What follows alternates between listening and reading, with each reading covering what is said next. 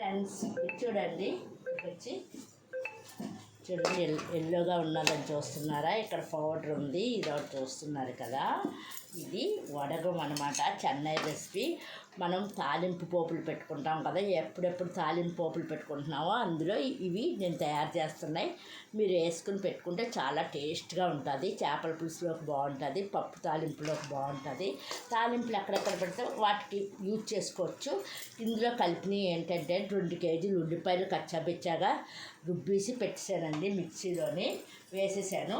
పసుపు కొంచెం 2 చెంచాలు వేసాను. అలాగే సాల్ట్ 3 చెంచాలు వేసాను. 400 గ్రాములు ఎల్లుల్లిపాయలు వేసాను. ఇదిగోండి ఇలా కచ్చాపిచ్చగా రుబ్బుకుని ఎల్లుల్లిపాయలు కరివేపాకు కలిపి, కరివేపాకు కొంచెం అండి తీసుకోవచ్చు, కడిగేసి ఆరబెట్టుకుని ఎండబెట్టుకుని కరివేపాకు ఎల్లుల్లిపాయలతో వేసి అన్నీ కచ్చాపిచ్చగా అండి, ఎక్కువేమీ ఇది అవ్వక్కర్లేదు. దీనికన్నా ఇంకా కొంచెం తక్కువగా కచ్చాపిచ్చగా చేసుకున్నా సరిపోతుంది. ఇవి 400 గ్రాములు ఎల్లుల్లిపాయలండి. అలాగే ఇక్కడ చూసారా, మినప్పప్పు 400 గ్రాములు, శనగపప్పు 200 గ్రాములు, ఆవాలు 200 గ్రాములు, జీలకర్ర 200 గ్రాములు ఇలాగ తీసుకున్నామండి. అలాగే మిరియాలు 50 గ్రాములు వేసాను. మిరియాలు ఎందుకు వేసానంటే, మిరియాలు వేయక్కర్లేదు. ఎందుకు వేసానంటే గ్యాస్ట్రిక్ ట్రబుల్ ఉన్న వాళ్ళు ఇంకా కారం అస్సలు యూజ్ చేయకూడదు పప్పులో వాటిల్లోని.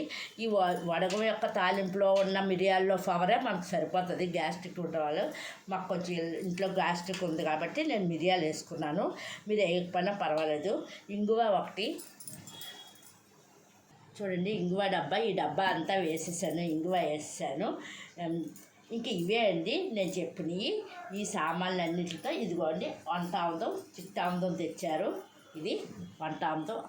ఇది మనం నూనెనే వేసుకోవచ్చు, నువ్వుల నూనెనే వేసుకోవచ్చు. కానీ నువ్వుల నూనె వేసుకున్నప్పుడు నిలబడినప్పుడు కొంచెం వాసన వస్తాయని వంటామదం వేస్తే మంచిదన్నమాట అండి.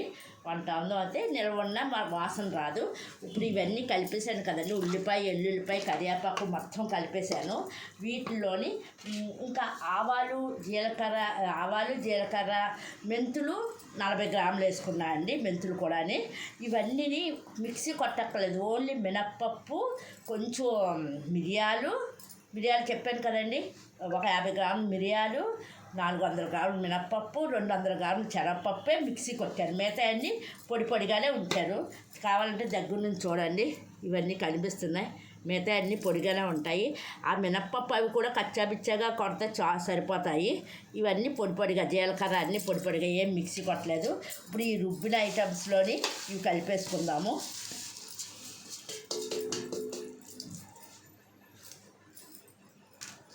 చూడండి, ఇలా శుభ్రంగా కలిపేసుకుందాము.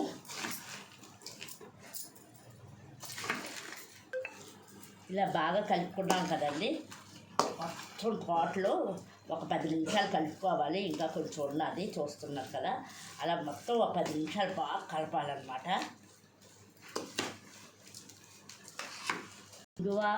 ఇంగువ, పప్పు దినుసులు, నెక్స్ట్ ఏమో ఎల్లుల్లిపాయలు, కరివేపాకు, ఉల్లిపాయలు 2 కేజీలు తీసుకున్న దానికి నేను అన్నీ చెప్పాను. చూసారా అండి, ఇది వంటామదం కొంచెం వేస్తున్నాను. ఇది మళ్ళీ రేపు యూజ్ చేయాలి. ఇది కూడా వేసి కలిపేద్దాం.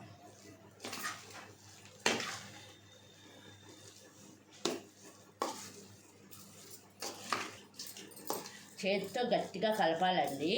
గరిటె పెట్టాను, చేతితో గట్టిగా కలపాలి.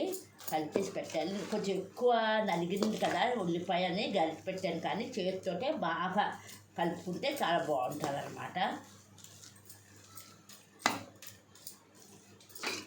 ఇలా కలుపుకుంటూ అయిపోయిన తర్వాత దగ్గరికి పెట్టేసి శుభ్రంగా ఇలా దగ్గరికి పెట్టేసి మూత పెట్టి ఒక 5 గంటలు, అంటే మనం రాత్రి కలిపేసుకున్నాం అనుకోండి, మార్నింగ్ వరకు నానితే మంచిది. ఇలా మూత పెట్టేసి అలా నానుతుంది. చూడండి, ఒక రోజు నానిన తర్వాత మళ్ళీ నెక్స్ట్ మనం ఏంటి కొంచెం ఆముదం మళ్ళీ వేసుకుని దగ్గరికి రండి, దగ్గరికి వచ్చి చూడండి. మరుసటి రోజు కొంచెం ఆముదం వేసేసి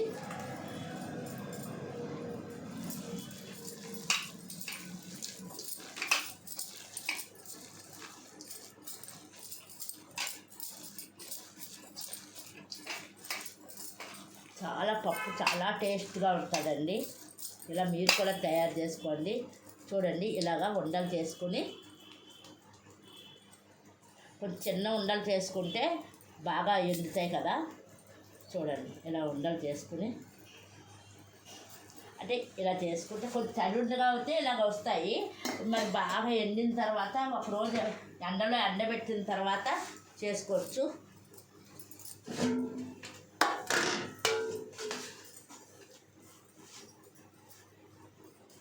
చూడండి అలాగ ఉండలు చేసేసి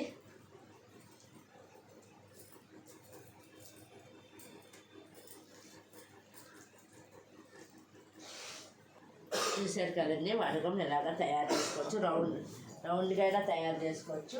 అండ్ ఇదిగోండి బాల్కనీలో ఎండ అయితే ఒక 20 రోజులు ఎండబెట్టాలి. అదే మేడపైన ఎండలో అయితే ఒక 10 రోజులు ఎండబెడితే బాగా ఎండలో సరిపోతాయి, నల్లగా వస్తాయి అన్నమాట. ఆ తర్వాత మనం 1 ఇయర్ వరకు 1.5 ఇయర్ వరకు ఉంటుంది. మనం 40 రోజులు ఎండబెట్టాలి బాగా అవుతాయి. అది 1.5 ఇయర్ వరకు ఫ్రిడ్జ్లో పెట్టుకోకుండా ఉంటాయండి. ప్రతి పోపుల్లోని పోపు ఎక్కడెక్కడ యూజ్ చేస్తామో అక్కడ యూజ్ చేసుకోవచ్చు. ఓకేనండి. ఈ వడగం తయారు చేసే విధానం నచ్చితే లైక్ చేయండి, సబ్స్క్రైబ్ చేయండి, మెసేజ్ పెట్టండి. By by.